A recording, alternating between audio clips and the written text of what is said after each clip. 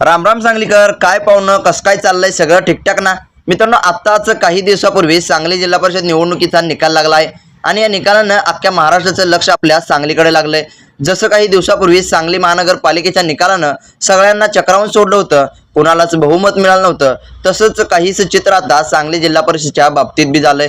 सांगलीकरांच्या मनात एकच संभ्रम होता की या मिनी मंत्रालयाचा कारभार नेमका कोण होणार।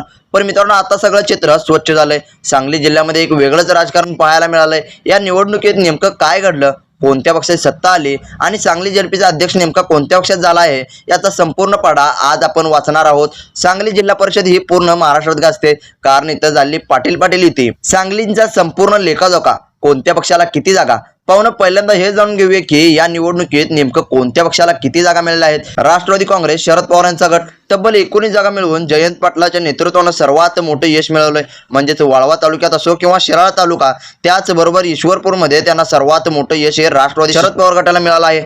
आणि त्याचबरोबर ईश्वरपूर असो किंवा वाळवा शिराळा या तालुक्यामध्ये बाकी विरोधी पक्षांना तिथं वर डोकं सुद्धा काढून पाहायला मिळालं नाही। म्हणजेच विरोधी पक्षांना इतकं काही चांगल्या प्रकारचं यश हे त्या ठिकाणी मिळालं नाही।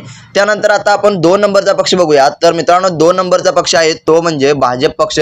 भाजपला 16 जागा मिळाल्या असून ते 2 नंबरचा मोठा पक्ष ठरले आहेत। पण जरी त्यांना 16 जागा मिळाल्या असल्या तरी त्यांना त्या जागा कमीच मिळाल्या आहेत, कारण एकट्याच जत तालुक्यामध्ये सर्वाधिक मोठे यश हे भारतीय जनता पक्षाला मिळालं आहे। कारण 9 पैकी 8 जागा या गोपीचंद पळकरांनी जत तालुक्यामध्ये दिल्या आहेत। म्हणजे 16 पैकी 8 जागा या जत तालुक्यामध्येच मिळाल्या आहेत। त्यामुळे भारतीय जनता पक्षाला बाकी तालुक्यामध्ये अपयश मिळालं असल्याचं आपल्याला पाहायला मिळालं आहे। आणि त्यामुळेच या निवडणुकीमध्ये भारतीय जनता पक्षाला याचा सर्वाधिक मोठा फटका बसल्याचं आपल्याला पाहायला मिळत आहे। आणि यामुळे त्यांना सांगली जेडपीच्या अध्यक्षपदापासून दूर राहण्याची चित्र आता आपल्याला पाहायला मिळत आहेत। तर मित्रांनो, याच्यानंतर आता आपण पुढचा पक्ष बघूया। तर मित्रांनो, पुढचा पक्ष आहे तो म्हणजे काँग्रेस पक्ष। विशाल पाटील आणि विश्वजित कदम यांच्या काँग्रेसनं 11 जागा जिंकल्या आहेत। म्हणजेच त्यांना सुद्धा या निवडणुकीमध्ये त्यांना जितकं अपेक्षित यश पाहिजे होतं तितकं काही त्यांना सुद्धा मिळालं नाही। पण मित्रांनो, त्यांना 11 जागा म्हणजे त्यांना चांगल्या प्रकारचं यश मिळालं असल्याचं आपल्याला पाहायला मिळत आहे। तर मित्रांनो, त्याच्यानंतर आता आपण पुढचा पक्ष बघूया। तर मित्रांनो, पुढचा पक्ष आहे तो म्हणजे एकनाथ शिंदे यांची शिवसेना। तर मित्रांनो, सुहास बाबर यांच्या शिवसेनेला 8 जागा मिळाल्या आहेत। म्हणजेच एकनाथ शिंदे यांच्या शिवसेनेला सुद्धा सर्वाधिक मोठे यश सांगली जेडपीवर मिळालं असल्याचे आपल्याला पाहायला मिळत आहे। कारण मित्रांनो, त्यांना गेल्या निवडणुकीमध्ये 3 ते 4 जागा या सांगली जेडपीवर मिळाल्या होत्या, पण मित्रांनो या निवडणुकीमध्ये त्यांच्या 4 ते 5 जागा या वाढल्या असल्याचे आपल्याला पाहायला मिळत आहे। तर मित्रांनो, याच्यानंतर आता आपण पुढचा पक्ष बघूया।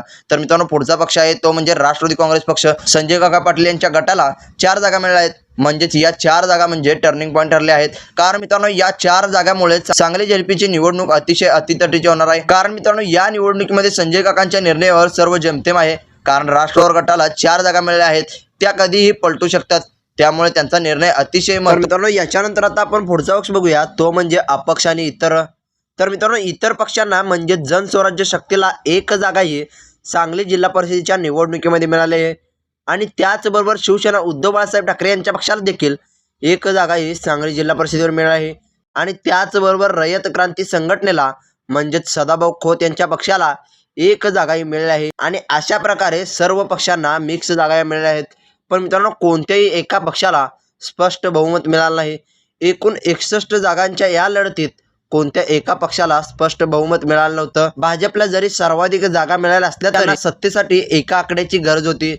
सांगलीतील दिग्गज नेत्यांची भूमिका आणि प्रतिष्ठा, या निवडणुकीत जिल्ह्याच्या सर्वच मोठ्या नेत्यांनी प्रतिष्ठा पणाला लावली होती। नामदार जयंत पाटील वाळव्याचे हे चाणक्य नेते, जरी त्यांच्या जागा काही प्रमाणात कमी झाल्या असल्या तरी सत्ता स्थापन करण्याचं कसब फक्त त्यांच्याकडेच आहे। माजी खासदार संजय काका पाटील, तासगावचे संजय काका, त्यांनी 4 जागा मिळवून आपली ताकद दाखवून दिली। विशाल पाटील आणि विश्वजित कदम या जोडगोळीनं काँग्रेसला 11 जागा मिळवून देऊन किंगमेकरची भूमिका बजावली। गोपीचंद पडळकर भाजपचे फायरब्रँड नेते, त्यांनी संपूर्ण जिल्ह्यात रान पेटवलं होतं। सुहास बाबर खानापूर विट्यात बाबर साहेबांच्या पश्चात सुहास बाबरांनी शिवसेनेचा गड 8 जागासह शाबूत ठेवलाय। आटपाडीचा रणसंग्राम, पडळकरांना घरचा आहेर। आता मुद्द्याचं बोलायचं तर आटपाडी तालुक्यात जे झालं त्याची चर्चा लय जोरात आहे। गोपीचंद पळकर आणि ब्रह्मानंद पळकर या दोन्ही भावांनी आटपाडीत आपली शक्ती पणाला लावली होती। पण पाहुणं, आटपाडीच्या मतदारांनी यंदा पळकर बंधूंना चांगलाच विचार करायला लावलाय। पळकरांच्या पॅनलचे 4 पैकी 3 उमेदवार निवडणुकीत पराभव झाले आहेत। हा पळकरांच्या राजकारणाला बसलेला सर्वात मोठा धक्का आहे। जरी गोपीचंद पळकरांच्या वहिनींनी आपला गड राखला असला तरी आणि विजय मिळवला असला तरी 3 उमेदवारांचा पराभव पडळकरांच्या जिव्हारी लागलाय. आटपाडीत विरोधकांनी अशी काही गुप्त बांधणी केली होती की पडळकरांची हवा असूनही त्यांना यश मिळालं नाही. महाट्विस्ट, जयंत पाटील आणि संजय काका पाटील एकत्र. मित्रांनो, आता सर्वात मोठा आणि महत्त्वाचा मुद्दा, सांगली जिल्हा परिषदेवर सत्ता कशी आली. सूत्रांची माहिती अशी की भाजपला सत्तेपासून दूर ठेवण्यासाठी जयंत पाटील आणि संजय काका पाटील हे जिल्ह्याच्या हितासाठी एकत्र आलेत. हो पाहुणं, तुम्ही बरोबर ऐकलंय. वेळ पडली तर संजय काका पाटील हे जयंत पाटील यांना मदत करतील असा उल्लेख राजकीय वर्तुळात आधीपासून होता आणि झालंच तसं.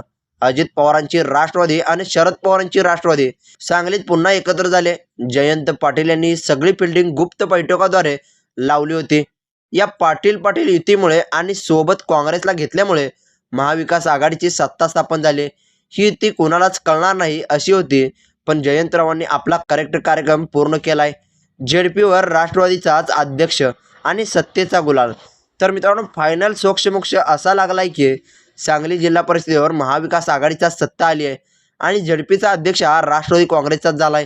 जयंत पाटील यांनी लावलेली ही फिल्डिंग आणि संजय काकांनी वेळेवर दिलेली साथ यामुळे राष्ट्रवादीचा गुलाल आता जिल्हा परिषदेवर उधळला गेलाय. भाजप आणि शिंदे गट एकत्र येतील असं वाटत होतं, पण जयंतरावांच्या मस्तुद्दीगिरीपुढे कुणाचंच काहीही चाललं नाही. आता जिल्ह्याचा कारभार हा या अनुभवी नेत्यांच्या हातात सुरक्षित राहणार अशी खात्री प्रत्येक मतदाराला वाटते. सांगलीकरांना साथ. तर पाहुणं, तुम्हाला काय वाटतंय, जयंत पाटील आणि संजय काका पाटील ही जोडी सांगलीच्या राजकारणात कायापलट करेल का?